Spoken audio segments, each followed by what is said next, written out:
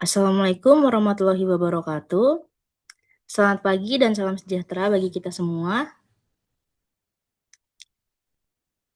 Yang terhormat, Dekan Fakultas Kedokteran UPN Veteran Jakarta, Dr. Taufik Fredrik Pasiak MKes MPDI MH Cipa. Yang kami hormati, Wakil Dekan Bidang Akademik, Dr. Veda Anissa Makia SPBS MKes MHP Evins. Yang kami hormati, Wakil Dekan Bidang Perencanaan Keuangan dan Umum, Dr. Sri Wahyuningsih MKes SPKKLP. Yang kami hormati, Wakil Dekan Bidang Kemahasiswaan Kerjasama dan Sistem Informasi, Dr. Erna Harfiani MSI SPKKLP. Yang kami hormati, Kepala Bagian S2 Biomedis Biologi Farmasi dan Apoteker, Dr. Mutia Amalia M. Biomed. Yang kami hormati, Koordinator Program Studi Pendidikan Profesi Apoteker Program Profesi, Apoteker Anissa Farida Muti S.Farm MSc. Yang kami hormati, Koordinator Program Studi Farmasi Program Sarjana, Primayanti Nurul Ilmi BSc Farm MSc. Dan tak lupa, kami sampaikan salam hangat bagi dosen, staf, dan peserta kuliah pakar yang berbahagia. Ucapan selamat datang juga kami ucapkan kepada narasumber kita pada hari ini, yaitu Pak Kevin Ben Lawrence, RPH Apoteker, PhD MTMS M-Farm C-Herb. Sebelum memulai kegiatan pada hari ini, marilah kita buka dengan membaca basmalah. Bismillahirrahmanirrahim. Perkenalkan, saya Naura Nyelituhayu yang pada kesempatan ini akan bertugas sebagai Master of Ceremony dan membantu jalannya kegiatan kuliah pakar pada pagi hari ini. Puji dan syukur kita panjatkan kehadirat Tuhan Yang Maha Esa, karena atas rahmat dan karunia-Nya kita dapat mengikuti kegiatan kuliah pakar pada pagi hari ini dalam keadaan sehat dan penuh semangat. Sebelum mulai acara, kami mohon kepada seluruh peserta untuk menonaktifkan mikrofon dan menyalakan kamera selama kegiatan berlangsung, serta mengisi link absensi yang tersedia di dalam chat room. Memasuki acara pertama, yaitu pembukaan yang diawali dengan menyanyikan lagu Indonesia Raya dan Mars Bela Negara. Kepada seluruh peserta, kami mohon untuk duduk tegap, sikap sempurna.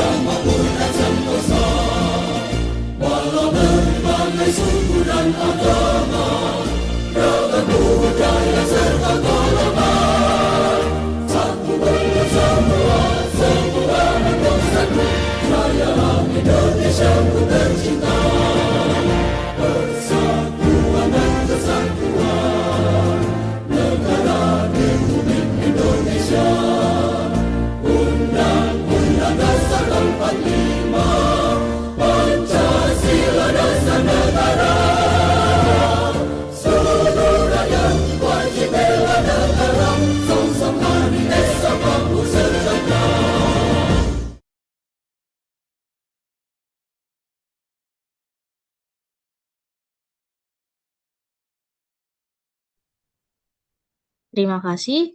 Berikutnya adalah sambutan oleh Dekan Fakultas Kedokteran UPN Veteran Jakarta, Dr. Taufik Pradipasya, MKes, MPDI, MH Cipa. Kepada Dr. Taufik kami persilahkan. Terima kasih, Naura. Selamat pagi. Assalamualaikum warahmatullahi wabarakatuh. Alhamdulillah, puji syukur kita panjatkan kehadirat Allah Subhanahu wa Ta'ala bahwa pada pagi hari ini di tengah puasa hari kedua kita bisa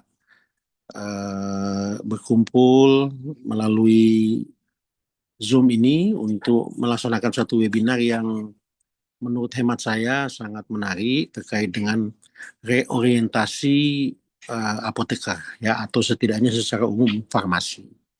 Saya tidak ingin berpanjang kata, saya menyampaikan rasa hormat yang mendalam kepada para pembicara yang sudah berkenan hadir di Zoom ini, meskipun hanya bertemu melalui dunia maya, tetapi tidak mengurangi rasa hormat kami, saya pribadi sebagai dekan maupun seluruh pimpinan atas kesediaan daripada Bapak Ibu untuk menjadi narasumber pada pagi hari ini. Terima kasih banyak sekali lagi.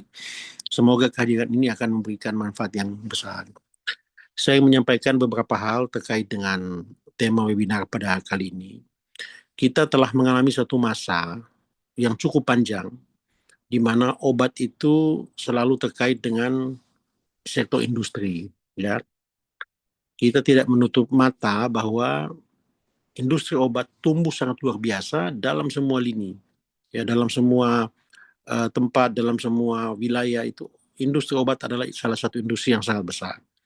Akibat ini menjadi industri yang sangat besar, maka banyak kebijakan-kebijakan politik pemerintah itu sangat memberi perhatian pada industri obat. Di Indonesia sendiri adanya BP POM itu menunjukkan bahwa perhatian serius pemerintah pada obat ini. Namun di masa-masa itu, ketika industri obat sangat tumbuh berkembang, ada sesuatu yang menurut hemat saya yang patut menjadi perhatian.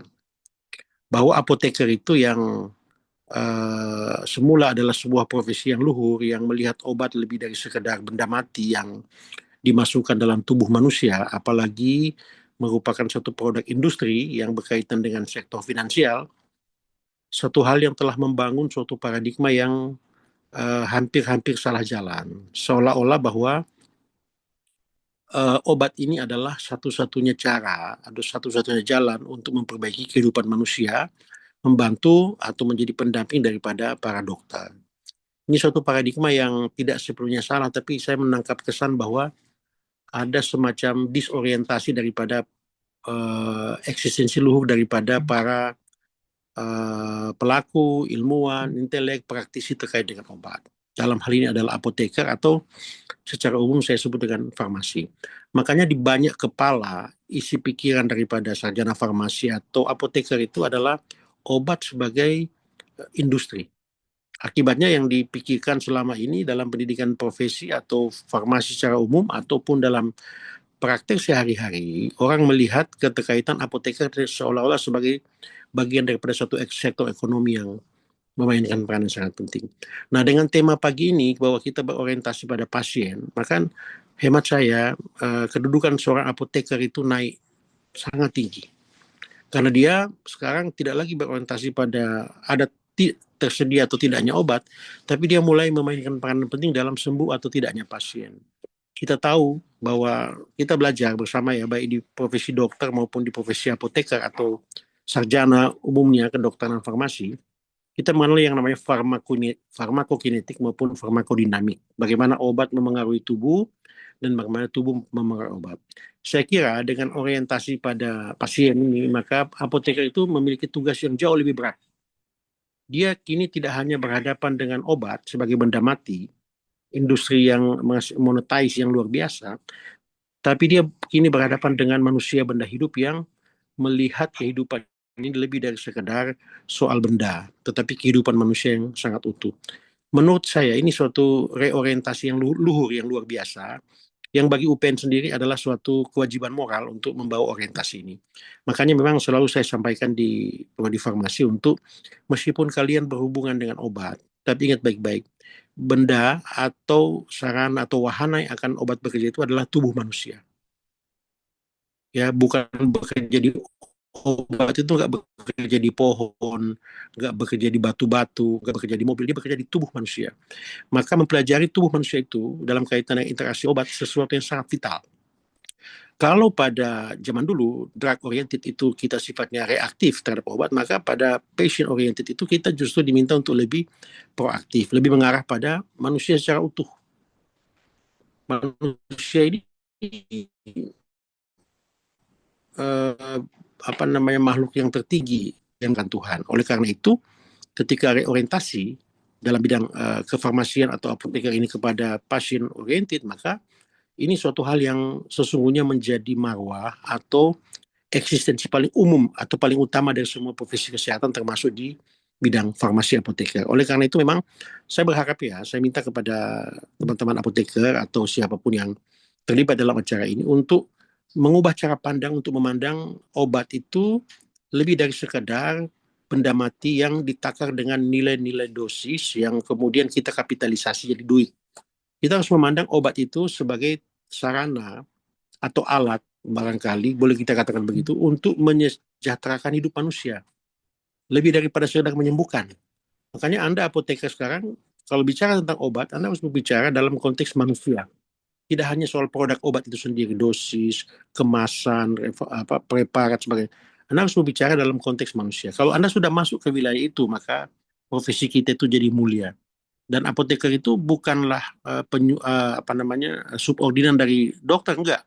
Apoteker itu mitra karena sama-sama adalah mengurus manusia. Keberhasilan pengobatan itu juga ditentukan oleh para apoteker. Maka naikkanlah pengetahuan Anda dengan lebih baik untuk itu.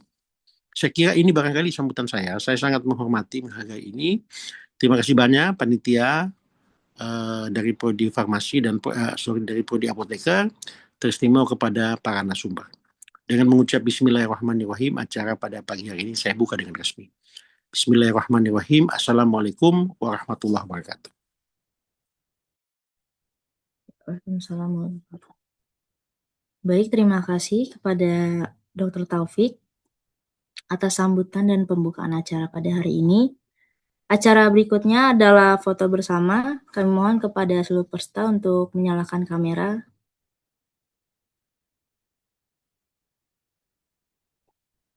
Untuk sesi dokumentasi di sini ada 5 slide. Izin saya pandu. Untuk slide pertama, 1, 2, 3.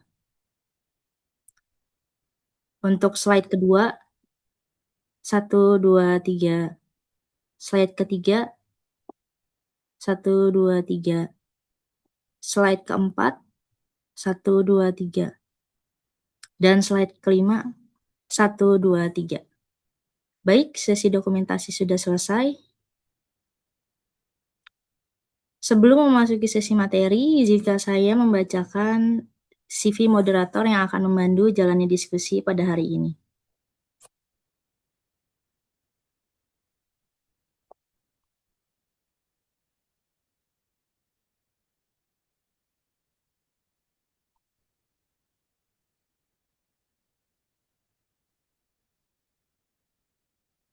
Baik, moderator kita pada hari ini adalah Ibu Apoteker Andiri Niza Syarifah, S.Farm M.Farm.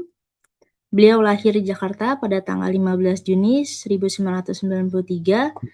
Beliau menempuh pendidikan S1 Farmasi di Universitas Muhammadiyah. Lalu beliau juga melanjutkan pendidikan profesi di Universitas Pajajaran. Dan juga pendidikan S2 Farmasi di Universitas Indonesia. Beliau saat ini bekerja sebagai dosen farmasi di UPN Veteran Jakarta dan apoteker di Apotek Setia Medika. Beliau juga pernah bekerja di PT Mitra Medicare Nusantara dan Klinik Pratama Yarija Jakarta. Berikut adalah beberapa pengalaman beliau.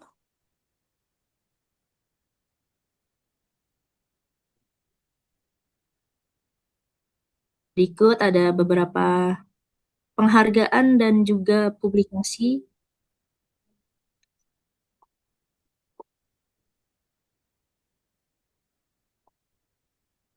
Ya, berikut adalah CV dari moderator kita pada hari ini.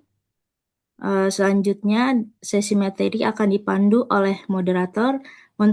Untuk itu, kami persilakan kepada Ibu Apoteker Andiri Niza Sarifah, SFAM M-Farm untuk memandu sesi berikutnya. Waktu dan tempat kami persilakan. Baik, terima kasih Mbak Naura. Assalamualaikum warahmatullahi wabarakatuh.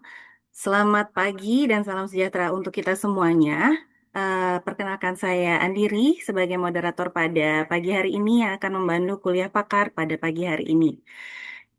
Pertama-tama saya ucapkan yang saya hormati Bapak Dekan Fakultas Kedokteran UPN Veteran Jakarta beserta jajarannya, Bapak Ibu dosen dari program studi profesi apoteker dan S1 Farmasi FK UPN Veteran Jakarta beserta narasumber yang sudah hadir pada hari ini ada Bapak Kevin Ben Lawrence. Terima kasih telah meluangkan waktunya untuk hadir pada kuliah pakar perdana Program Studi Profesi Apoteker, Program Profesi Fakultas Kedokteran UPN Veteran Jakarta, serta para peserta mahasiswa dari S1 maupun program profesi yang siap menjadi calon apoteker hebat Indonesia. Semoga hari ini semua hadirin berada dalam keadaan terbaiknya. Kita akan mendengarkan beberapa pengalaman dan sharing dari salah satu apoteker Indonesia yang tidak hanya berdampak di Indonesia, tapi juga berdampak internasional. Telah hadir bersama kita Bapak Kevin Ben Lawrence. Mohon izin untuk di spotlight ya. Selamat pagi Pak. Selamat pagi. Apakah suara saya terdengar di sana Pak? Ya, baik. Pada tema kita pada hari ini adalah apoteker muda berdampak sebagai pilar kesehatan nasional, di mana etika, profesionalisme, dan poin bela negara dalam praktek kefarmasian. Secara khusus, kita mengambil tema globalisasi apoteker muda Indonesia yang berdampak. Sebelum kita mulai, mungkin saya cek dulu nih, cek ombak. Para mahasiswa sudah siap mendengarkan? Bagi yang sudah siap, boleh dong ditulis global dulu di kolom chat. Saya mau lihat nih, ada berapa nih yang sudah standby? Kalau di sini yang hadir sudah 200-an orang. Yang sudah siap mendengarkan berapa orang nih? Wow, wah banyak nih. Global, global, global, global. Oke. Wah, sudah sangat ya, antusias ya ini kalau terlihat dari sini. Ada yang salah nih, ada yang nulis gombal bukan global nih. Waduh, apa ini? Jadi pada hari ini teman-teman, kita akan belajar dari sosok yang tidak hanya menunjukkan bahwa apoteker bisa menjadi lebih dari sekedar praktisi di Indonesia, tapi juga di luar negeri. Untuk CV beliau bisa dibantu tim panitia? Suara saya kedengaran nggak, Bu? Jelas ya? Iya, jelas terdengar. Oke, siap. Baik, izin panitia. Untuk CV beliau apakah bisa ditampilkan?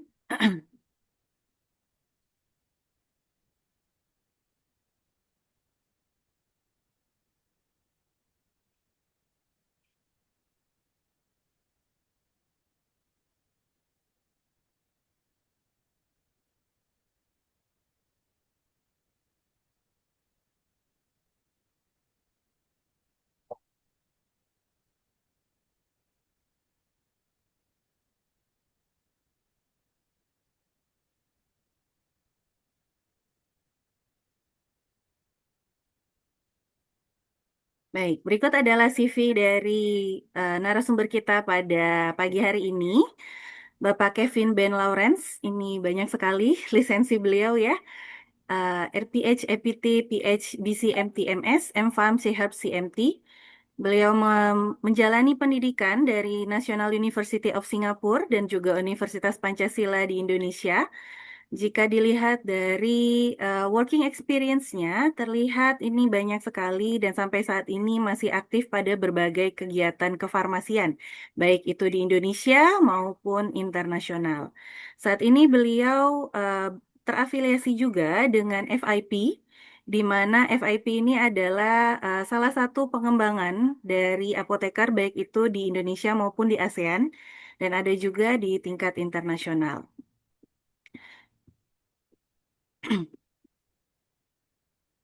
Baik, itu sekilas untuk perkenalan dengan Bapak Kevin sebagai narasumber kita pada pagi hari ini. Pada Bapak Kevin, sudah boleh dimulai Pak? Sudah siap? Baik, Siap. Oke. waktu dan Oke. layar saya persilahkan. Saya izin share screen ya. Apakah screen sharingnya sudah kelihatan, Bu Andiri? Sudah terlihat Pak? Sudah ya, oke. Assalamualaikum warahmatullahi wabarakatuh. Salam Om Swastiastu, Namo Buddhaya, salam kebajikan.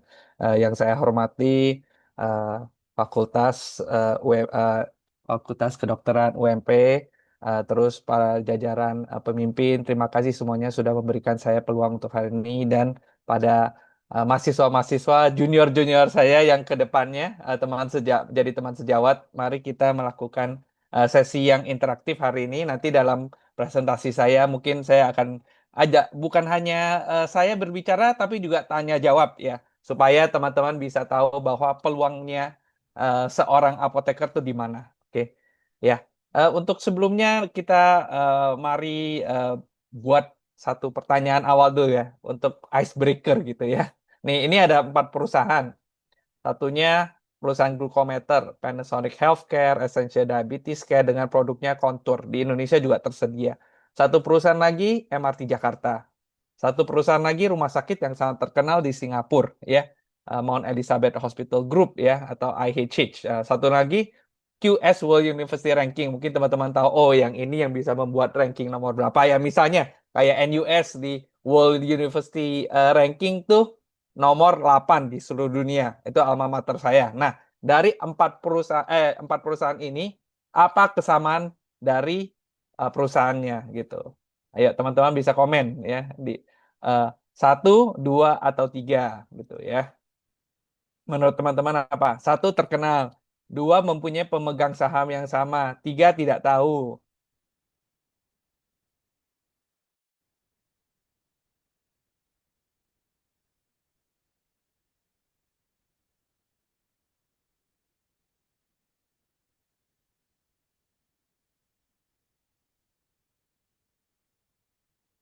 Ya teman-teman, 1, oke. Ayo teman-teman uh, UPM Veteran Jakarta ya. Ayo komentar. Oh 1 semuanya 1. Terkenal. Oke, rata-rata 1. Ya sebenarnya jawabannya adalah 2. Mereka mempunyai pemegang saham yang sama. Ya, dan itu adalah tempat saya dulu bekerja ya. Saya dulu ini silsilah saya bekerja, saya di NUS kan ya, belajar. Habis itu saya di Guardian kerja bentar. Habis itu di perusahaan farmasi Prancis. Habis itu saya ke perusahaan investasi. Di perusahaan investasi ini saya bukan hanya melakukan investasi, saya juga memanage perusahaannya. Salah satu perusahaan yang saya investasi adalah MIMS. Mungkin buku MIMS teman-teman tahu, buku informasi obat-obatan. Nah, itu saya waktu itu yang membeli perusahaannya. Saya dan tim saya. Dan waktu itu saya di sana ya, kita mempunyai aset kira-kira 100 triliun rupiah ya. Itu terdiri dari perusahaan farmasi, bahan baku obat ya, perusahaan distribusi, apotek berantai, rumah sakit, universitas, buku MIM, perusahaan MIMS yang digital health dan lain-lain. Nah, ini kemarin saya juga baru selesai kerja saya kemarin kontraknya sudah 10 tahun lebih di MIMS dan saya sudah selesaikan kontrak saya. Jadi saya sekarang sudah tidak di MIMS lagi, tapi ini adalah waktu itu di screenshot di websitenya gitu ya. Nah, oke. Terus saya juga sekarang aktif jadi speaker di Federation of ASEAN Pharmaceutical Association. Ya ini waktu itu di Korea. Terus waktu itu ini di Malaysia ya. Terus saya juga jadi ini ECCP punya speaker ya. Ini di Bali juga kemarin tadi ini sebelumnya di Vietnam. Ini di Bali. Terus sering ya banyak interaksi-interaksi. Nah, terus saya juga dulu aktif di Asian Young Pharmacist Group ya, apoteker muda di Asia. Ya, terus di IPSF juga. Terus saya juga mendapatkan beasiswa dari StarMed. StarMed adalah research collaboration dari UP, Universitas Pancasila, Imperial College London, Erasmus, dan NIHR ya. Terus award dan honor saya ini saya udah dapat Local Heroes dari IAI, Indonesian Young Pharmacist Group. Ini terus dari satu universitas di India dikasihkan apa namanya Entrepreneurs Award ya. Oke. Terus saya izin memperkenalkan. Jadi kan tadi mungkin silsilah saya waktu lagi di luar negeri ya. Setelah balik Indonesia saya beradaptasi dan menjadi apoteker di Indonesia. Dan pada 2021-an saya mulai menjajaki bisnis, mendirikan perusahaan. Dan 2023 saya berhasil mendirikan satu klinik yang saya namakan SingMed ya. Di klinik SingMed ini mempunyai tenaga kesehatan yang dari berbagai negara ya. Misalnya saya punya STR di Singapura, Indonesia, dan Malaysia. Terus ada kolega saya yang dapat STR dari Amerika dan juga dari Indonesia gitu. Nah, prinsip kita adalah membawa best practice dari luar negeri masuk ke Indonesia. Nah, ini tadi mungkin overview tentang saya ya. Ya, tadi sudah dijelaskan oleh Bu Andiri tentang posisi-posisi saya di FIP, International Pharmaceutical Federation. Terus saya khususnya sebagai direktur di FIP Foundation. Terus saya juga sebagai anggota di Kolegium Farmasi ya, di bagian komunikasi dan edukasi publiknya. Ya, terus ini saya aktif dengan para petua-petua tinggi ya di FIP. Ya, terus saya mempunyai posisi di 3 asosiasi juga, Pharmaceutical Society Singapura, Ikatan Apoteker Indonesia, dan Malaysian Pharmacy Society. Kenapa saya bisa mempunyai 3 posisi di asosiasi ini ya, karena saya satu-satunya yang mempunyai STR di 3 negara ya. Di Asia Tenggara, apoteker yang paling banyak STR adalah saya ya. Oke, Singapura, Indonesia, dan Malaysia ini perjalanannya kira-kira 18 tahun total. Ya. Terus saya juga mendapatkan sertifikasi dari Amerika, Board Certified Medication Therapy Management Specialist ya. Oke, terus ini klinik saya ya, udah dapat akreditasi paripurna ya. Terus ini juga kliniknya overview-nya kita fokus kepada banyak melakukan pengecekan detail ya, evidence base. Ini saya dan tim saya ya. Terus melalui klinik saya dan juga aktivitas-aktivitas saya sering berinteraksi dengan para pemimpin di daerah kita ya, Pak Menkes ya, Pak Luhut ya, Pak AHY dan lain-lain. Ini juga ini kalau ini Perdana Menterinya Singapura ya. Ini wakil Perdana Menterinya, ini Perdana Menteri Malaysia yang sebelumnya dan lain-lain ya. Khususnya menurut saya apoteker adalah sesuatu yang kita pelajari. Tapi yang bisa membuat kita menjadi sesuatu yang lebih berdampak adalah kita sendiri. Nah, mari kita cari peluang itu bersama. Nah, sekarang kita masuk ke sesi kita, apoteker muda berdampak sebagai pilar kesehatan nasional, etika, profesionalisme, dan bela negara dalam praktik kefarmasian. Mungkin sampai sekarang teman-teman ada pertanyaan, ada yang mau komentar, silakan gitu ya. Sebelum saya masuk ya. Bu Andiri ada pertanyaan, boleh gitu. Kalau belum ada nggak apa-apa, kita langsung masuk saja. Saya langsung masuk ya. Oke, jadi kalau kita ngelihat praktik klinikal ya, sejarahnya ya, itu tuh zaman dulu memang kita tuh fokus kepada produksi-produksi. Ya, dari bahan baku kita produksi, dari obat kita produksi, dan lain-lain kita berikan ke pasien. Nah, dan zaman dulu device-device kita juga mungkin kayak gini ya. Kalau sekarang kan kita udah jarang, mungkin hanya di laboratorium pakai ini. Kalau sudah di praktisi kita udah pakai digital lebih akurat semuanya ya kan. Kita juga sudah tidak jarang produksi yang kayak gini, suppositoria juga langsung sudah produksi di pabrik gitu ya. Nah, terus tapi tentu saja ini adalah salah satu yang tidak berubah ya. Ini zaman dulu ya, bahwa tulisan-tulisan ini tulisan di Singapura, ini tulisan di Malaysia kalau nggak salah. Ini di Indonesia dan ini di Malaysia. Tulisan-tulisan adalah sesuatu yang membuatnya unik ya. Itu membuat kita bisa membaca gitu ya. Nah, itu adalah praktisi ya, sejarahnya ya. Nah, tapi kalau kita ngelihat ini zaman 2024, 2025, 2026 sudah banyak berubah. Ini adalah komentar dari Prof. Taruna. Ya, beliau seorang dokter ya, sekarang kan jadi ketua di BPOM ya. Beliau bilang bahwa ya, dalam konteks ya, dia melihat peran seorang farmasis atau seorang apoteker itu sangat penting dan menjadi kunci sebetulnya pengobatan kesehatan itu sendiri. Dan dia juga berbicara bahwa, dan kita tahu kalau kita berbicara tentang tabib, tabib itu pada prinsipnya adalah seorang farmasis, seorang apoteker. Nanti setelah itu dia bekerja dan membantu dengan teknik skill-skill terbentuk, baru itu disebut dengan dokter. Jadi seperti yang tadi Pak Dekan katakan, jadi dua profesi ini, kedokteran dan apoteker, itu harus bekerja sama untuk bisa memberikan pelayanan yang lebih baik kepada masyarakat. Ya, oke.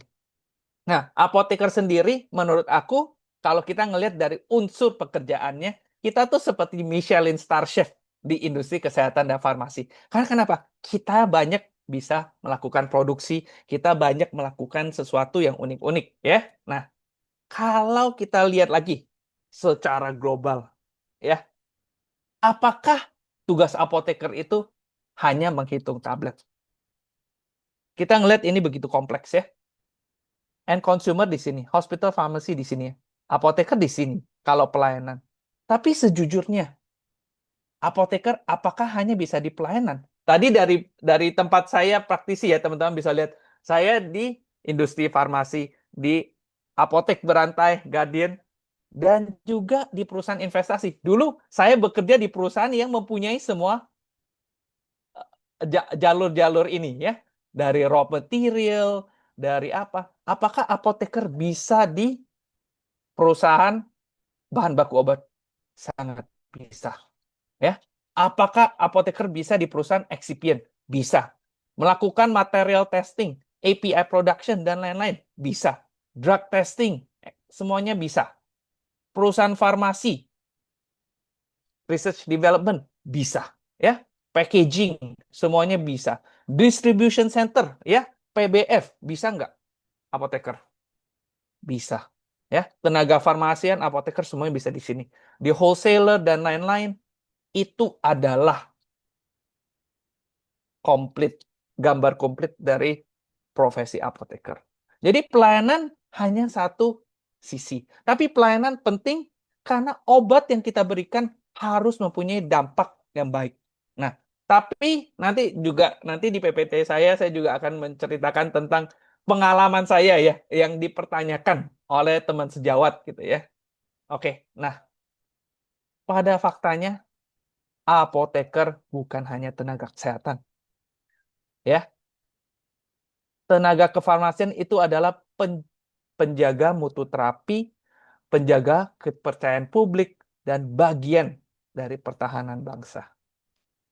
Obat kalau produksinya tidak baik, misalnya vaksin, bisa nggak ada apoteker di Bio Farma? Ada, banyak sekali. Ya, vaksin kita tidak akurat, tiba-tiba ada infeksi polio lagi, atau infeksi lain lagi. Itu berdampak ke pertahanan bangsa karena masyarakat kita akan sakit ya. Nah, faktanya begitu teman-teman. Ya, kita lanjutin. Nah, zaman dulu juga ini saya ada banyak perubahan situasi ya. Zaman dulu ya, mungkin interaksi antara perusahaan farmasi, regulator dan payer hanya direct ke mungkin dokter atau tenaga kesehatan lainnya. Terus dari dokter tenaga kesehatan lainnya langsung ke pasien. Tapi sekarang zamannya sudah zaman ya, lebih dari milenial 2026 ya teman-teman ya. Pasien tuh sangat sudah terpelajar, atau kalau mereka nggak terpelajar mereka bisa cari online, bisa cari apa informasi ya. Dan semua stakeholder di sini harus memikirkan cara bisa membantu pasien dengan efektif. Ya, kalau kita tidak bisa membantu pasien dengan efektif, ujung-ujungnya kita tidak bisa berkontribusi. Kalau kita tidak bisa berkontribusi, value kita di mana? Gitu. Ya, itu penting sekali. Nah, realitas saat ini Indonesia menghadapi beban penyakit kronis yang meningkat. Ya, sudah mulai menua ya, ada penyakit yang metabolik ya, penyakit infeksius juga tetap ada. TB kita salah satu tertinggi di dunia. Tuberkulosis hepatitis C kita juga salah satu tertinggi di dunia ya, infectious disease ini ya. Terus banyak situasi about hoax ya, hoax kesehatan ya, banyak terjadi ya. Self medication yang tidak rasional, bisa beli obat di sini, di situ, ketidakseimbangan akses obat dan layanan kesehatan, dan tentunya tantangan industri farmasi nasional, di mana 90% dari bahan baku obat kita beli dari India dan juga Tiongkok ya, Cina ya. Itu adalah sesuatu yang mungkin teman-teman juga harus pikirkan bagaimana kita bisa merubah ya. Oke. Kenapa kita harus bertransformasi juga untuk menjadi pilar kesehatan ya profesi kita? Karena faktanya banyak pergeseran cepat. Industri digital zaman dulu, mungkin 10 tahun yang lalu, tidak bisa ada beli obat lewat online ya, harus ke farmasinya ya, apoteknya gitu langsung ya. Terus sekarang udah bisa beli e-commerce dan lain-lain. Terus sekarang banyak konvergensi lintas sektor, farmasi, teknologi, asuransi, kesehatan. Zaman dulu mungkin tidak ada Halo Dokter, nggak ada Halodoc ya, nggak ada juga aplikasi K24 online atau gimana pembelian ya. Nggak ada Gojek ya, mungkin 20 tahun yang lalu nggak ada Gojek ya. Nah, itu banyak berubah. Terus memang perlunya kerangka kebijakan yang adaptif, inklusif, dan peka terhadap konteks ya. Banyak perubahan, jujurnya. Dan transformasi ini kita harus bukan sebagai tenaga kefarmasian, kita bukan menolak, tapi merangkul dan membuat mereka bisa membantu kita ya. Bagaimana kita bisa melakukan praktisi kita supaya lebih efektif ya. Nah, kenapa apoteker ada pilar ya? Tadi saya sudah jelaskan ya. Apakah peran apoteker hanya di pelayanan saja? Tidak ya. Kita terlibat di setiap saat ya, setiap titik ya, tahap dari pembuatan obat sampai akhirnya tiba di tangan pasien. Itu adalah kita ya. Oke. Dan apoteker ini menurut ya research yang sudah dilakukan di FIP, apoteker adalah tenaga kesehatan yang paling mudah diakses oleh masyarakat ya, banyak studi-studi. Dan juga apoteker di Indonesia, ini studi dari FIP, adalah ranking nomor dalam top 5 profesi yang paling dipercayai ya. Ini Indonesia di sini ya, nomor 4 kita ya. Nah, ini adalah farmasi atau apoteker atau tenaga farmasian. Nah, kalau kita lihat baca-baca lagi, mayoritas masyarakat Indonesia lebih sering ke apotek untuk masalah kesehatan ringan. WHO dan studi lokal juga menunjukkan bahwa pasien biasa ke apotek untuk melakukan konsultasi ringan. Di Asia Tenggara, pasien mengunjungi apotek 10 kali lebih sering dibanding dokter. Ya, itu adalah fakta, ya teman-teman. Oke. Nah, sekarang kita lari ke etikanya. Teman-teman sudah tahu kenapa kita pilar ya. Nah, etikanya apa? Etika adalah fondasi kepercayaan publik kepada kita, profesi kita. Dan itu bukan teori ya. Contoh nyata ya, salah satu etika ya. Kita harus ya menolak permintaan antibiotik tanpa resep ya. Tidak melakukan substitusi yang tidak rasional, tidak terjebak dengan konflik kepentingan, dan menjaga kerahasiaan pasien. Menjaga kerahasiaan pasien itu sangat penting ya teman-teman ya. Etika sebenarnya mungkin kalau kita bisa saya bisa bikin lebih mudah, ada logika seorang seorang profesional ya. Logikanya harus apa? Kita sebagai profesional seharusnya melakukan apa? Ya. Etika itu adalah benteng pertama profesi. Sekali publik kehilangan ya kepercayaan terhadap kita karena masalah etika, profesi kita akan runtuh. Ya. Harus ada kepercayaan, baru ada legitimasi, baru ada otoritas, baru bisa ada impact. Kalau seorang apoteker ya atau tenaga farmasian dia memberikan antibiotik dan obat-obatan, ya tidak etik lah ya, tidak etis, tidak peduli, hanya memikirkan duit, ujung-ujungnya yang akan kacau bukan hanya profesi kita sendiri, pasiennya juga ya. Dan sering ya, jujur ya, kalau saya di Singapura waktu saya praktisi, banyak pasien WNI. Jadi ini menurut studi ya, setiap tahun kira-kira 2 juta WNI berobat ke luar negeri. Dan mereka menghabiskan 160 sampai 170 T rupiah berobat ke luar negeri. Salah satu, waktu saya praktisi dulu, salah satu yang mereka mikir adalah obat di Indonesia nggak bagus. Kualitas obat di Singapura lebih bagus. Pasti lebih terpercaya. Panadol di Singapura lebih manjur daripada Panadol di Indonesia. Tapi faktanya adalah Panadol di Singapura diproduksi di pabrik GSK di Indonesia. Kenapa mereka tidak mempercayai? Kadang-kadang ada rekomendasi tidak rasional. Ada sesuatu yang di Indonesia tidak melalui etika. Ya, ada yang harus kita perbaiki. Nah, itulah teman-teman bagaimana kita bisa maju sebagai satu profesi. Jangan bilang, oh pasiennya gini-gini. Kita introspeksi diri dulu. Ada nggak yang tidak dilakukan dengan benar? Gitu. Kayak sebenarnya di klinik saya sudah melakukan penerapan ini ya. Tapi di banyak tempat 3 prime question adalah apa? Di Indonesia saya juga kaget waktu saya adaptasi. 3 prime question-nya apa harapan dokter, apa harapan apa gitu ya. Harapannya tentu sembuh ya. Di Singapura 3 prime question kita selalu apa? Kamu ada alergi obat nggak? Kamu ada konsumsi obat jangka panjang nggak? Kamu ada kondisi medis nggak? 3 pertanyaan ini jarang sekali ditanya. Ya, di praktisi kita di Indonesia. Ya. Di rumah sakit mungkin ada. Di apotek pasien mau beli obat A, ya. Oh ya, langsung dikasihin. 3 prime question ini adalah salah satu yang bisa memastikan keamanan pasien. Apakah Anda tahu bahwa pasien tuh beli obat karena dia mau beli obat atau direkomendasi teman?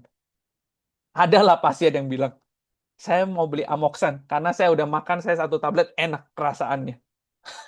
Tapi itu kan tidak masuk akal, ya kan? Nah, itulah ya yang kita harus update ya. Nanti saya akan masuk ke titik profesionalismenya ya.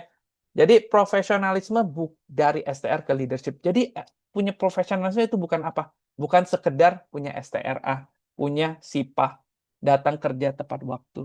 Tapi ini saya dari topi seorang yang di kolegium juga, itu adalah continuous learning. Kita harus upgrade terus. Ya. Kita harus mengikuti evidence base. Kita harus mempunyai interprofesional respect ya, saling kerjasama interprofesi. Dan berani speak up ya, berani berbicara demi pasien safety. Nah, ini saya mau kasih contoh nyata ya, tentang ada follower gitu ya, yang kontak saya tentang dia nanya-nanya gitu. Di Singmed konsepnya seperti apa? Telekonsultasi dengan dokter-dokter di Singapura. Saya bilang tidak. Saya lulusan NUS, saya punya STR di Singapura dan Indonesia. Pasien bisa konsultasi dengan saya, ya. Dan kita memang dan gimana ya? Tidak bisa telekonsultasi dengan itu ya, dengan dokter-dokter luar negeri ya, karena memang ilegal kan. Mereka tidak boleh praktisi, ya kan? Saya juga nggak tahu kenapa ditanya sampai kayak gitu ya. Ya, terus saya nanya, emangnya di rumah sakit kakak bisa gitu ya? Dia bilang nggak bisa. Akhirnya dia bilang di tempat dia juga RS umum ya, tidak di luar. Dia bilang, ya saya juga sama. Saya juga tidak bisa kan ya. Kok aneh tanyanya kayak mau menyudutkan saya gitu. Dikirain saya mempunyai praktek ilegal dan lain-lain ya. Saya juga ngerti. Terus anyway dia nanya-nanya saya, dia bilang apoteker di luar negeri gimana? Saya bilang di Singapura khususnya sudah ada apoteker spesialis, sudah ada apoteker yang bisa menulis resep. Ya itu dipanggilnya collaborative prescriber ya. Kalau di Inggris, di Australia dan di beberapa negara Commonwealth praktisi apoteker sudah menjadi independent prescriber ya. Mereka bisa meresepkan secara independen ya. Itu adalah praktisi lebih ya. Nah, terus anyway ngomong-ngomong terus ya, dia nanya.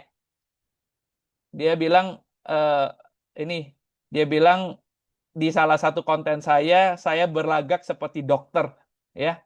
Ternyata di sana bisa menulis resep. Saya bilang, saya tanya dia, mana konten saya yang saya berlagak seperti dokter? Saya bilang salah satu, dia bilang kontennya ini. Padahal konten itu saya menjelaskan tentang kondisi kesehatan, ya, kondisi kesehatan. Nah, dia bilang saya berlagak seperti dokter. Ya, saya jelaskan, saya memberikan informasi tentang kesehatan, bukan apoteker. Tadi seperti Pak Dekan bilang ya, kita harus melihat, kita belajar farmasi, kita belajar apoteker, kita ngelihat obat. Iya, tapi obatnya untuk siapa? Obatnya untuk pasien. Dan obat relasinya dengan apa? Penyakit. Kamu tahu obat tapi tidak tahu penyakit, sama aja bohong. Ya kan? Sama saja bohong, ya kan? Saya sampai kayak pusing tanya dia, emang benar-benar dokter? Ya, kalau benar-benar apoteker. Kalau apoteker harus bisa memberitahukan informasi tentang kesehatan. Emang kamu makan obat ini untuk diabetes. Terus kamu harus jelasin dong, diabetes itu apa? Apa penyebabnya? Kalau nggak pasien gimana mengerti, ya kan? Nah, itu yang saya tekankan kepada dia. Anyway, dia bilang, saya bilang, apoteker dimanapun sama, di Singapura juga nggak boleh diagnosa, ya. Nah, kita tidak bisa diagnosa. Nah, itu ranah dokter. Tapi ranah apoteker ada bisa menjelaskan tentang kesehatannya, tentang obatnya, bagaimana menjaga kesehatannya. Nah, terus dia bilang, oh, tentunya dia bilang, saya berlagaknya kayak dokter ya. Saya bilang, tidak, saya tidak, gitu. Jelaskan dan lain-lain. Anyway, dia bilang dia di pengadaan, ya, jadi obat-obatan, jadi dia tidak bisa, dia tidak mengerti. Nah, saya tekankan ke dia lagi, kakak di pengadaan, ya. Tapi kakak juga harus tahu apa yang kakak beli, ya. Itu tuh harus tahu obatnya itu kondisinya untuk apa. Masa Anda membeli obat pengadaan tanpa mengetahui obatnya itu untuk apa? Kan lucu, ya kan? Nah, itu saya jelaskan. Terus dia bilang, apa namanya? Biasanya kalau di Indonesia apoteker cuma ngomong tentang obat, ya. Tidak ngomong tentang kondisi kesehatan, ya. Saya jelaskan bahwa itu kondisi kesehatannya itu banyak sebenarnya, ya. Nah, terus anyway, kalau ngomong-ngomong panjang, ya, saya jelaskan bahwa faktanya adalah apoteker di hulu, di hilir, di pelayanan, di pengadaan, di mana kita harus tahu faktanya adalah apa yang kita lakukan untuk pasien. Itu non-negotiable. Ya kan? Kamu di pengadaan, kamu mengadakan untuk siapa? Untuk dokter? Enggak. Untuk pasien ujung-ujungnya. Ya kan? Kamu produksi untuk siapa? Untuk pasien. Kamu distribusi untuk siapa? Ujung-ujungnya untuk pasien.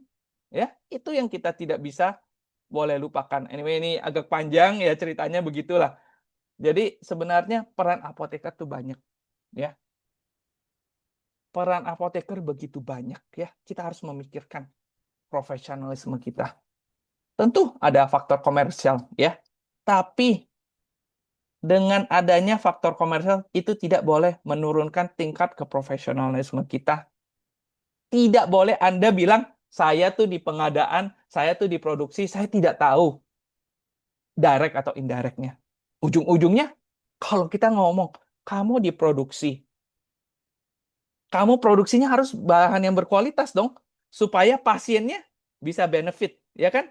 Kalau pasiennya tidak bisa benefit, pasiennya sakit, kamu produksi untuk apa? Nah, ya kan? Nah, ini adalah peran-peran apoteker banyak sekali. Bisa di sosial media dan jurnalisme. Seperti kemarin di memes, ya, saya juga.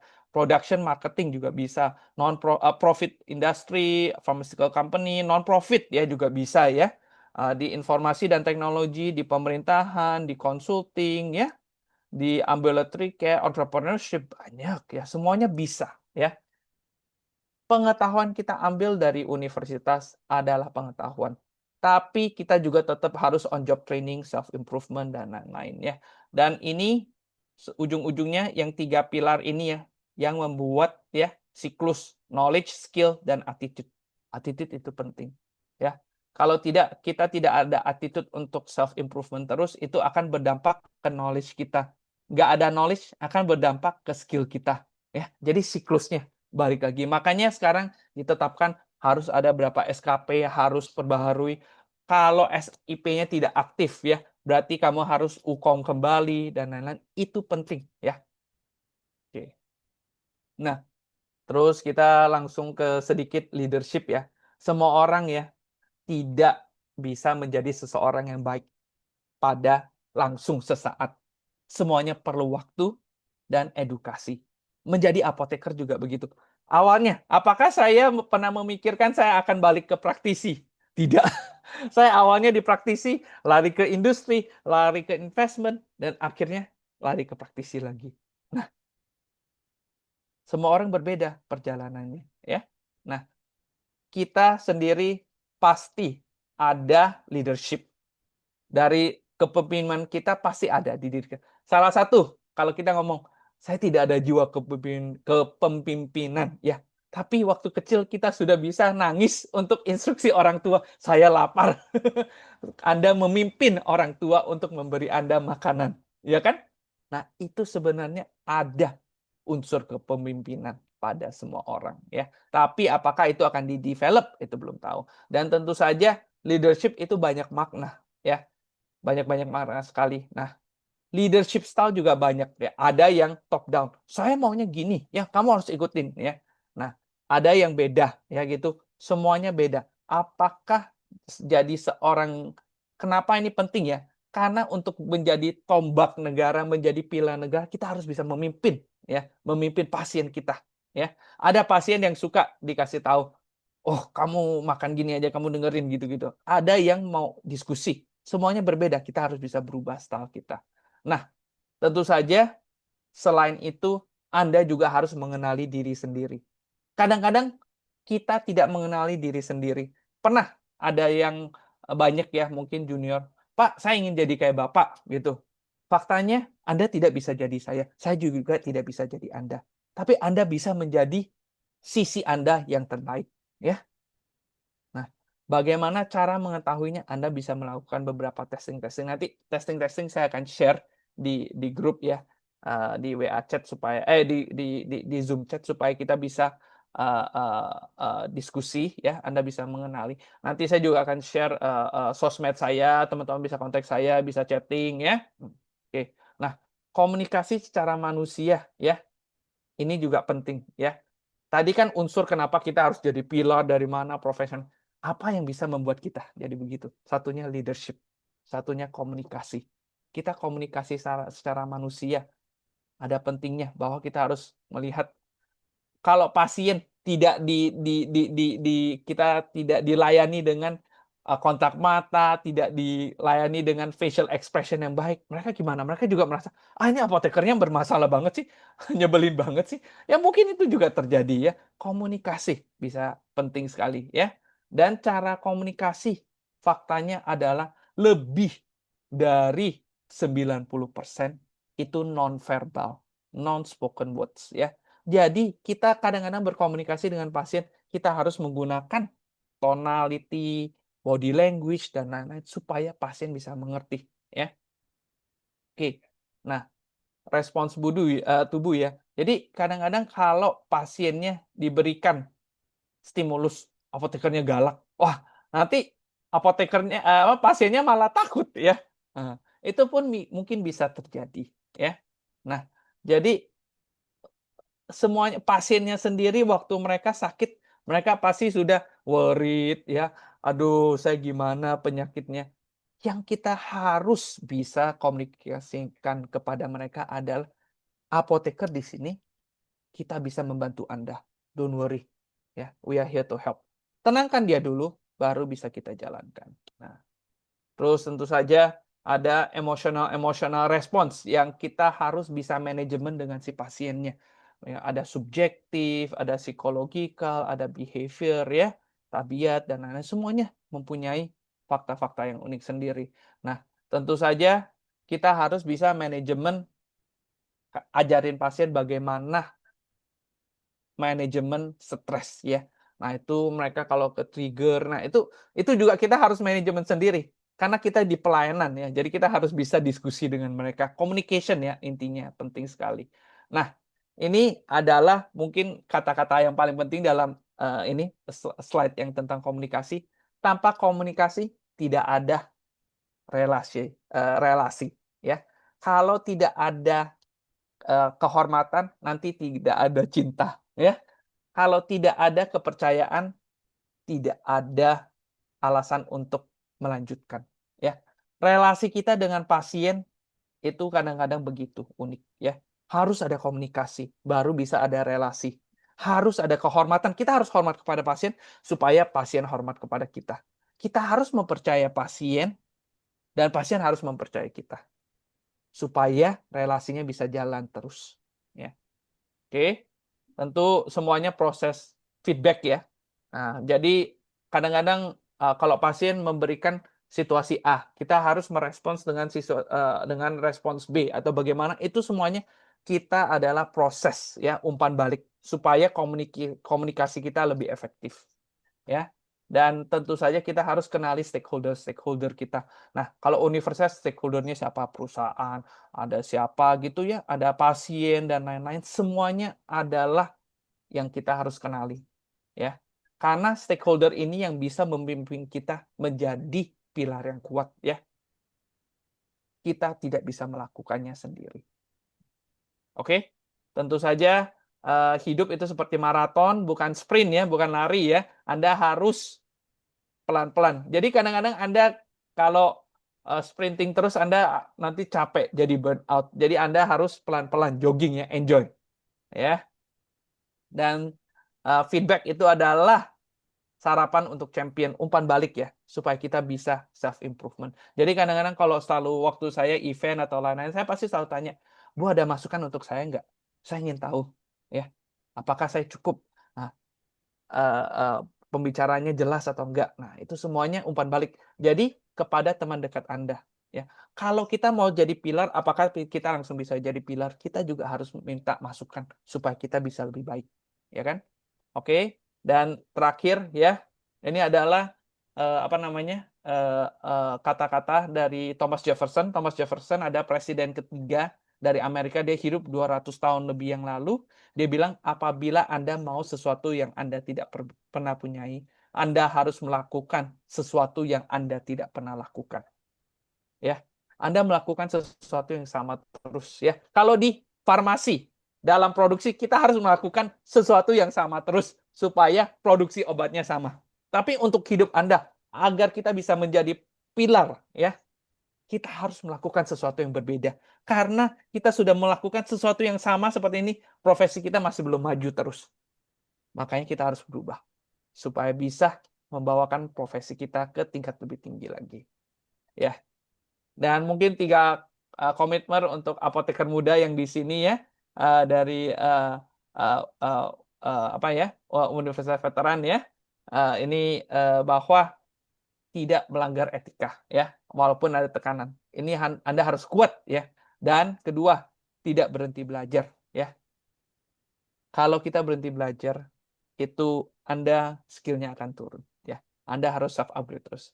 Dan tidak apatis terhadap isu nasional kefarmasian. Kita harus merangkul, kita harus melakukannya bersama. Dan sekian dari saya. Terima kasih. Saya siap untuk Q&A. Nanti saya akan sharing-sharing tentang link-link untuk Anda bisa mengenali diri sendiri, ya, testing-testingnya, dan lain-lain. Terima kasih. Saya balikan kepada moderator, Bu Andiri. Mas, terima kasih. Baik, terima kasih Pak Kevin. Ini luar biasa sekali pengalamannya, ya, sharing sessionnya bersama kami pada pagi hari ini. Saya yakin ini banyak memberikan insight-insight baru, terutama para calon apoteker muda Indonesia ke depannya. Selanjutnya kita akan mulai untuk sesi tanya jawab. Silahkan bagi rekan-rekan mahasiswa atau para peserta yang ada di dalam ruang Zoom ini, jika ada pertanyaan, silahkan boleh raise hand terlebih dahulu. Namun sebelum itu, mungkin izin dari saya dulu, ya, Pak, untuk Iya, Bu, silakan. diskusi pada hari ini. Ini kalau dilihat luar biasa sekali pengalamannya, kemudian dari sisi kompetensinya ini pasti sudah dari berbagai sektor yang sudah Pak Kevin jalani. Ya. Kalau boleh nih Pak, kami tahu nih kompetensi apa sebenarnya yang harus disiapkan calon apoteker muda Indonesia nih Pak, karena kalau kita mau bersaing atau setidaknya kita mau bekerja sama dengan rekan-rekan Ya. apoteker dari negara lain, bagaimana nih Pak sebaiknya yang Ya. harus kami siapkan sebelumnya? Iya. Jadi sebenarnya menurut saya itu komunikasi, ya. komunikasi itu penting sekali. Faktanya, Anda tidak bisa berharap sisi lain bisa bahasa Indonesia, ya kan? Jadi yang paling pertama adalah kemahiran dalam bahasa. Menurut saya bisa sampai tingkat internasional karena saya sendiri saya bisa berbicara 6 bahasa, ya. Salah satunya tentu Inggris, bahasa Chinese, ya, bahasa Jepang, ya, bahasa Malay, Melayu, ya, bahasa Indonesia, terus saya bisa bahasa Hokkien dan lain-lain. Nah, itu yang membantu saya supaya bisa saya berkomunikasi. Seperti nanti bulan 6, bulan 7, saya juga akan di-invite untuk virtual webinar oleh asosiasi apoteker komunitas di Jepang. Nah, itu nanti saya juga akan melakukan pakai bahasa Jepang, campur-campur juga ya gitu. Nah, jadi kalau kita tidak, paling minimal kita harus bisa belajar, harus bisa ngomong bahasa Inggris ya. Jadi di tim saya ya, saya banyak justru hiring D3. Saya bilang kepada mereka, Anda mau belajar nggak? Mau belajar, saya akan bimbing kalian. Jadi kemauan kita untuk belajar. Jadi kalau kita bisa balik lagi, Bu, yang harus ditanamkan di apoteker muda, tenaga kefarmasian muda. Jadi tidak pantang menyerah, belajar ya. Bahwa Anda mau komunikasi, Anda kalau misalnya saya gini, Anda bisa berkenalan dengan Blackpink, Lisa. Dia nggak bisa bahasa Indonesia. Dia cuma bisa bahasa Thailand. Ya, dia bisa bahasa Korea, Inggris. Anda mau berkomunikasi dengan dia. Apa yang Anda lakukan? Anda akan memikirkan cara untuk bisa berkomunikasi dengan dia. Mau pakai AI tool atau Anda mulai belajar bahasa dia. Atau mungkin tiba-tiba Bu Andiri dapat jodoh orang Argentina, dia cuma bisa ngomong bahasa Espanyol, ya, Spanyol. Anda juga harus belajar kan, Bu Andiri, ya kan? Atau kebalikannya, ya kan?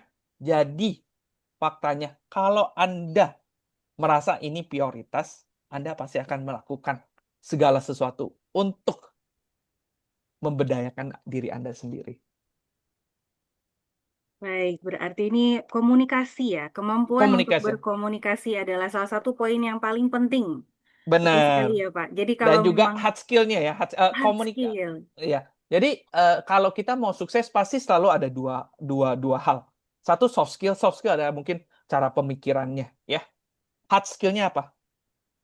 Anda harus bisa bahasanya, ya. Anda harus melakukan sesuatu, ya, untuk biar bisa, ya. Jangan bilang saya cuma mau tapi saya tidak melakukannya, ya. Berarti itu kemauannya kurang, ya. Begitu. baik, terima kasih Pak Kevin untuk jawabannya. Mungkin selanjutnya saya buka untuk mahasiswa. Silahkan 3 penanya terlebih dahulu. Ada yang mau raise hand?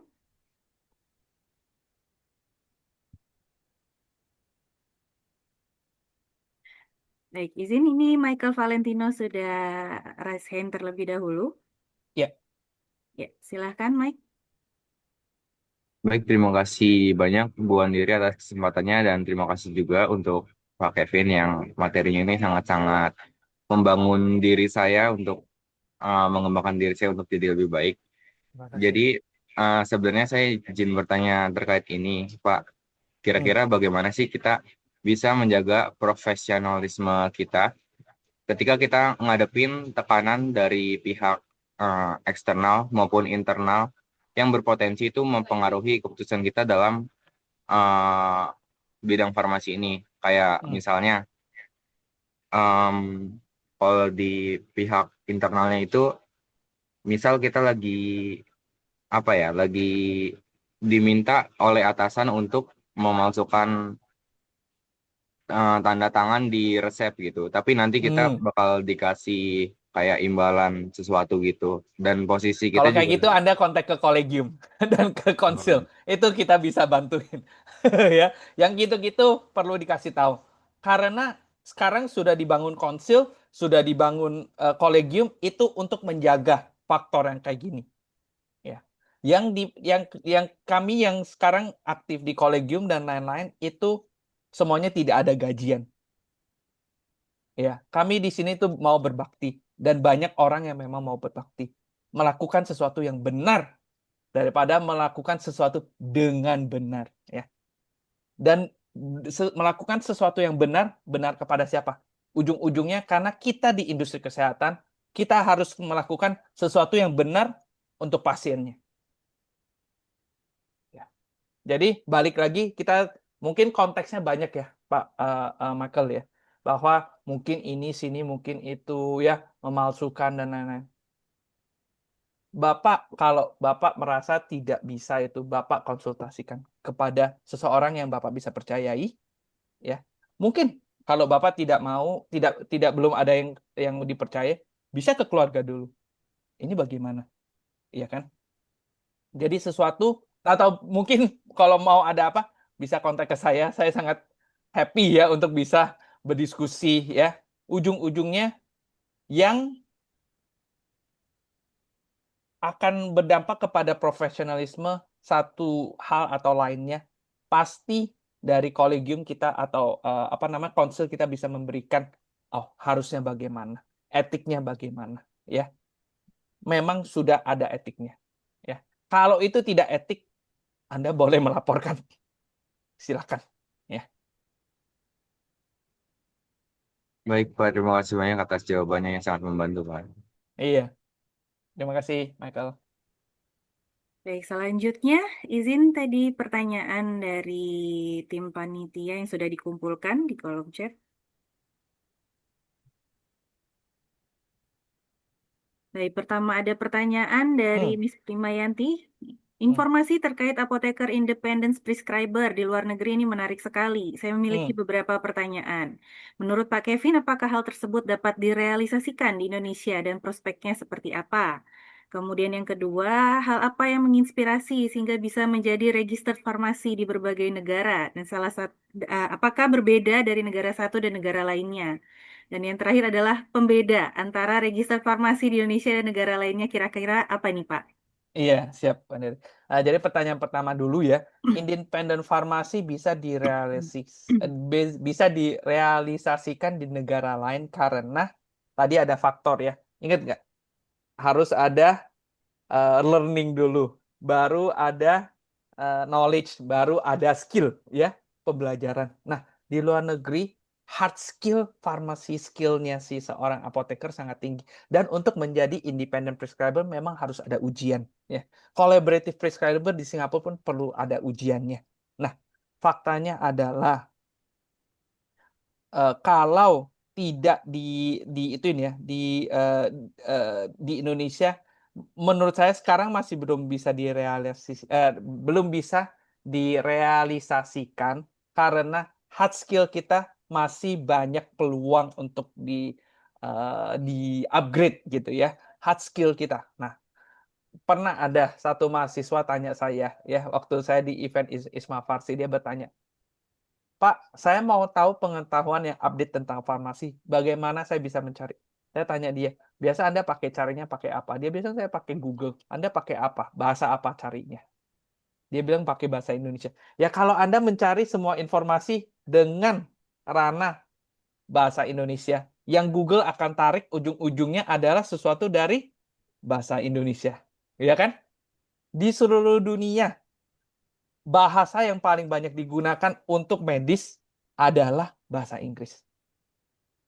Ya, kalau misalnya orang dari Cina dia mau mencari pengetahuan yang terbaru, update tentang Eropa, tentang Inggris, ya, tentang Amerika, itu semua pasti harus pakai bahasa Inggris. Nah, jadi kalau saya bisa bilang, ujung-ujungnya balik ke pertanyaan Ibu tadi Andiri yang tentang bahasa ya. Apakah kita membuat jadi kita harusnya menggunakan bahasa untuk memberdayakan kita, tapi bahasa Indonesia yang akhirnya membuat kita tertutup dari negara lain. Nah, itu yang kita harus mikirkan, bagaimana kita bisa upgrade diri sendiri. Jadi di klinik saya juga tanamkan, kamu nggak bisa bahasa Inggris nggak apa-apa, kamu mau belajar nggak? Gitu. Nggak bisa, sekarang ada tools dan lain, kalian perlahan-lahan pelajari. Oke, terus Bu Andiri boleh minta soal kedua dan ketiganya tadi, co-host boleh. Yang Tolong. kedua itu terkait dengan motivasi. Bagaimana Pak Kevin termotivasi untuk mempelajari dan menjadi registered farmasi? Oke, motivasinya ya. Menurut saya ini adalah salah satu, saya jujur ya, to the point, saya orangnya nggak suka belak-belakan. Menurut saya itu adalah sesuatu untuk branding saya sendiri, ya. Jadi itu memang sesuatu yang saya bisa lakukan dan itu membuat saya unik dan membuat saya bisa mengenali, ya, melihat praktisi di luar negeri, bagaimana saya bisa upgrade ke Indonesia.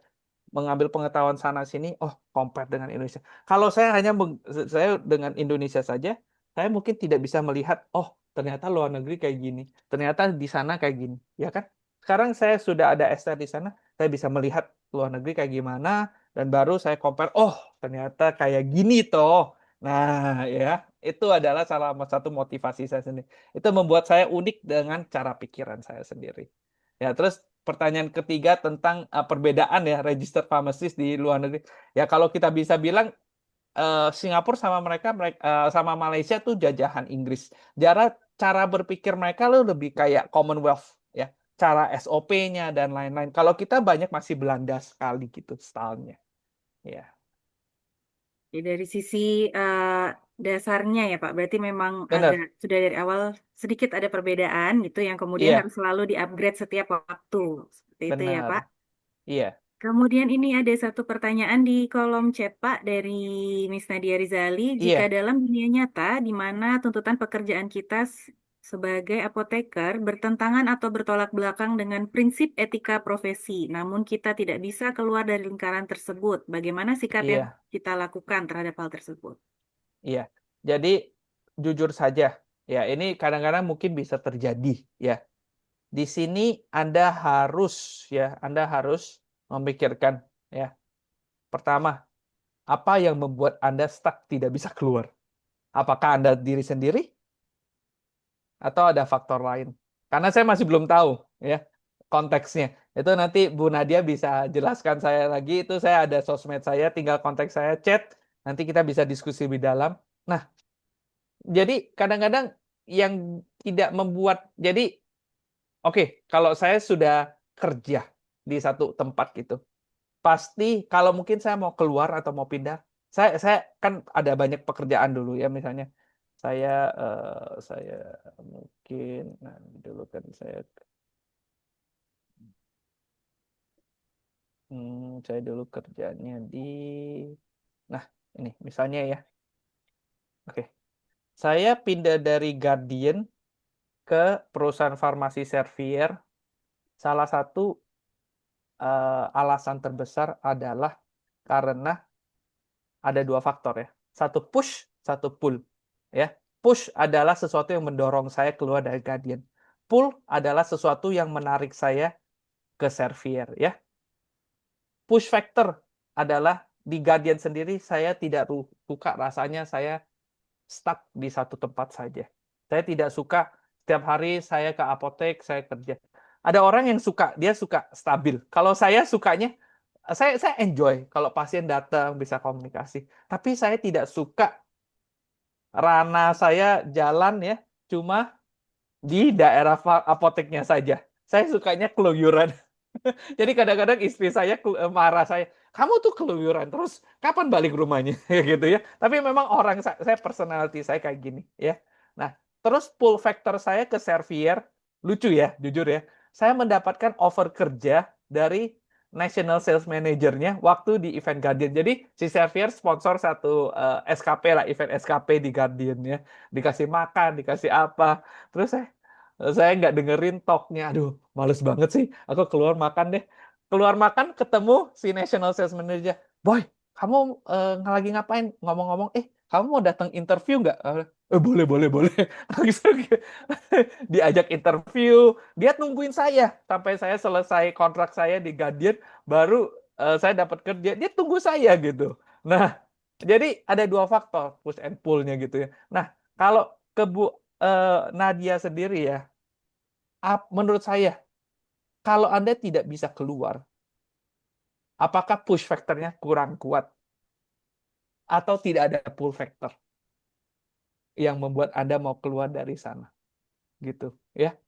Jadi pasti Anda stuck di satu tempat, pasti ada mekanismenya sendiri. Saya juga tidak tahu. Nah, tapi kalau kita bisa bilang ya, ini pekerjaannya bertolak belakang dengan etika, ya, prinsip etika profesi. Apakah Anda bisa terima? Kalau Anda sebagai individu, Anda tidak bisa terima bahwa ini bertolak belakang, Anda pasti keluar sebagai individu, ya. Tapi kalau saya lihat ini, namun kita tidak bisa keluar dari lingkaran tersebut. Berarti Anda masih oke untuk break etikanya, tapi itu masih belum menusuk ke Anda ini masih belum bertentangan dengan etika Anda secara individu, hanya bertentangan dengan etika Anda secara profesionalisme. Nah, jadi pertanyaannya saya balik ke Anda.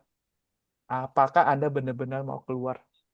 Atau ada sesuatu yang membuat Anda tidak bisa keluar? Ya, gitu.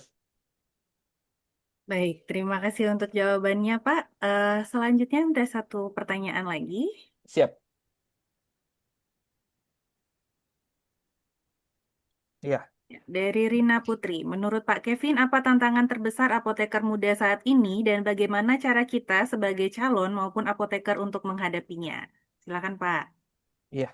Menurut saya di Indonesia tantangan terbesar adalah ya kita bagaimana cara self upgrade terus, ya. Pasien kita sudah berubah. Pasien kita unik. Pasien kita bisa researching. Sekarang dikit-dikit Gemini, dikit-dikit ChatGPT, dia akan tanya, ya. Jadi yang menurut saya tantangan terbesar adalah Anda bagaimana self upgrade terus. Anda tidak bisa self upgrade hanya dengan cari dari ChatGPT dan lain-lain. Anda harus ada evidence base-nya, harus ada studinya, ya. Dan tentu saja Anda cara menghadapinya ya. Anda mau self upgrade, ingat ya, Anda jangan self upgrade hanya dengan bahasa Indonesia saja, harus self upgrade dengan bahasa-bahasa lainnya, mendapatkan informasi lainnya. Baru aja JAMA ya, JAMA adalah jurnal untuk yang medical ya, itu dari Amerika ya. Jadi JAMA ini Journal of American Medical Association, dia baru rilis informasi. Oh, kalau konsumsi dua cup kopi atau teh ya itu bisa mengurangi demensia dan lain-lain. Semuanya kita ngomongin berbasis fakta ya. Anda harus jelaskan, oh ini dari studi Amerika ini udah melakukan testing berapa. Semuanya kita berkomunikasi dengan pasien ya harus berbasis fakta dan harus menggunakan communication skill ya. Pasien sudah berubah. Pasien zaman sekarang beda dengan pasien zaman dulu. Pasien zaman dulu, you bilang gini, dia dengar. Dia nggak ngerti, dia pun dengar. Ya, zaman sekarang, kalau saya bilang tanya, Mikel, kamu jangan main HP. Kamu pasti akan bertanya kepada saya, kenapa nggak boleh? Ya, Anda zamannya kayak gitu. Kalau zaman saya, ibu saya bilang nggak boleh nonton. Saya, iya bu. Zaman Anda sekarang sudah berbeda. Pasien kita juga berbeda makanya. Ya, bagaimana menghandle keunikan pasien ya. Ya, begitulah. Baik, terima kasih atas inspirasinya pada pagi hari ini untuk Pak Kevin. Ini luar biasa sekali ya untuk mahasiswa dari farmasi maupun profesi apoteker UPN Veteran Jakarta. Kita sudah mendengarkan berbagai informasi dan insight terkait dengan profesi apoteker itu sendiri, bahwa tidak hanya di Indonesia kita harus bisa melebarkan sayap ke tempat-tempat yang lain, termasuk bagaimana mengembangkan diri agar nanti lebih kompeten, sehingga mampu bersaing secara global. Tidak hanya di Indonesia, tapi juga kita bisa berkomunikasi dan berkolaborasi dengan berbagai sektor di seluruh dunia. Mungkin ada lagi yang mau bertanya, bisa dituliskan di kolom chat. Atau ada yang masih mau raise hand? Ini kalau dilihat ya Pak, dari tadi sepertinya masih banyak yang berputar di masalah bagaimana untuk maju, tapi seperti ada yang menahan. Nah, ini sepertinya adalah masalah yang banyak dihadapi salah satunya oleh mahasiswa yang sedang belajar saat ini. Jadi seperti kita pengen ini, tapi kok kayaknya agak susah nih maju karena seperti tadi Iya, ya, push and pull-nya iya, itu belum ketemu gitu ya Pak. iya, Jadi ada tips nggak nih Pak untuk bisa iya, menemukan poin push and pull supaya bisa lebih cepat maju? iya. Jadi sebenarnya ini saya juga mau bawa ke topik yang kemarin kan baru tanggal UK-nya baru dirilis. Lama ya kan, dan lain-lain. Sebenarnya, wah saya dikontak Ismail Farsi dan lain-lain. Wah ini gimana sih kok gini gitu. Sebenarnya ujung-ujungnya pasti akan terjadi. Ya kan, dia bilang jangan bikin stres dong kayak loh. Tanggalnya mau di-set sekarang atau 5 hari lagi, 10 hari lagi, Anda tetap harus persiapan ujian kan. Ya kan? Kadang-kadang ya, yang membuat kita lose focus adalah otak kita sendiri. Kita memikirkan stresnya, memikirkan faktor yang tidak begitu penting. Ya, ini saya akan tampilkan ya salah satu.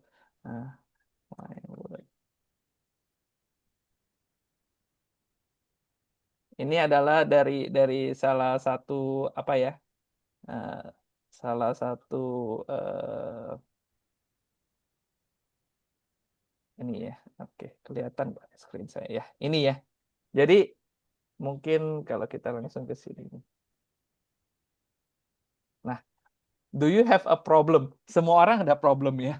Ya. Yes, you have a problem. Apakah Anda bisa melakukan sesuatu tentangnya? Ya, mungkin kamu lagi mikirin stres tentang apa namanya? UKAI ya misalnya ya. Ada problem, yes. Apakah Anda bisa melakukan sesuatu tentangnya? Ya. Ya mungkin yes, Anda bisa belajar. Jadi ngapain worry? Ya kan? Ya kan? Kalau Anda tidak bisa melakukan sesuatu tentangnya, seperti Anda tidak bisa fixkan tanggal untuk UKAI-nya, then why worry? Ngapain kita worry lagi? Ya kan? Terus Anda ada problem, nggak ada problem? Ya udah nggak usah mikirin lagi, nggak usah worry. Ya kan? Ya, kita mikirkan, bisa nggak Anda melakukan sesuatu terhadap itunya, problemnya? Kalau bisa, ya nggak usah worry. Kalau nggak bisa, ngapain worry? Ya kan? Jadi faktanya kadang-kadang teman-teman galau karena yang bikin Anda galau sendiri. Untuk apa? Ya, gitu. Intinya. Baik, terima kasih untuk Pak Kevin. Ini luar biasa sekali bahwa hari ini teman-teman mahasiswa pada pagi hari ini sudah belajar satu hal penting, bahwa globalisasi itu bukan hanya tentang pergi meninggalkan Indonesia, tapi bagaimana meningkatkan kapasitas diri agar bisa berdampak dan berkontribusi untuk Indonesia yang semakin besar. Jadi sekarang poin pentingnya mungkin izin saya simpulkan bahwa kita harus tahu dulu personality kita nanti seperti apa, gaya belajar kita seperti apa, dan apa yang memang kita senangi. Lalu kemudian kita bisa membentuk personal branding. Bagaimana kita membranding diri kita berdasarkan pada personality dan juga keingintahuan kita serta improvisasi yang bisa kita lakukan setiap saat. Maka pertanyaan selanjutnya adalah, apakah apoteker muda atau calon apoteker muda Indonesia di sini punya potensi yang luar biasa dan berani untuk naik level? Sepertinya pertanyaannya akan lebih ke, apakah kamu berani untuk naik level atau tidak? Seperti itu ya. Berhubung waktu kita juga sudah selesai, saya ucapkan terima kasih yang sebesar-besarnya kepada Bapak Kevin Ben Lawrence atas inspirasi dan informasi serta insight-nya yang sangat berharga pada pagi hari ini. Untuk informasi selanjutnya, saya kembalikan kepada Mbak Naura selaku MC pada kegiatan hari ini. Selaku moderator, saya mohon maaf apabila ada kekurangan dalam memandu kegiatan pada hari ini. Wassalamualaikum warahmatullahi wabarakatuh. Selamat bertumbuh, selamat berdampak, dan jadilah apoteker muda Indonesia yang siap mengglobal. Silakan Mbak Naura. Ya. Baik, terima kasih kepada Bu Andiri selaku moderator dan kepada narasumber Pak Kevin Ben Lawrence atas pemaparan materi yang sangat inspiratif. Kami ingatkan kembali kepada peserta yang belum mengisi absensi, dimohon untuk mengisi absensi pada link yang tersedia dalam chatroom Zoom ini. Hadirin yang berbahagia, dengan demikian berakhir sudah rangkaian kegiatan kuliah pakar pada hari ini. Semoga ilmu yang disampaikan memberikan manfaat bagi kita semua. Saya selaku Master of Ceremony kuliah pakar pada hari ini, mohon maaf apabila terdapat kekurangan dalam memandu acara. Wassalamualaikum warahmatullahi wabarakatuh. Terima kasih dan selamat melanjutkan aktivitas. Terima kasih.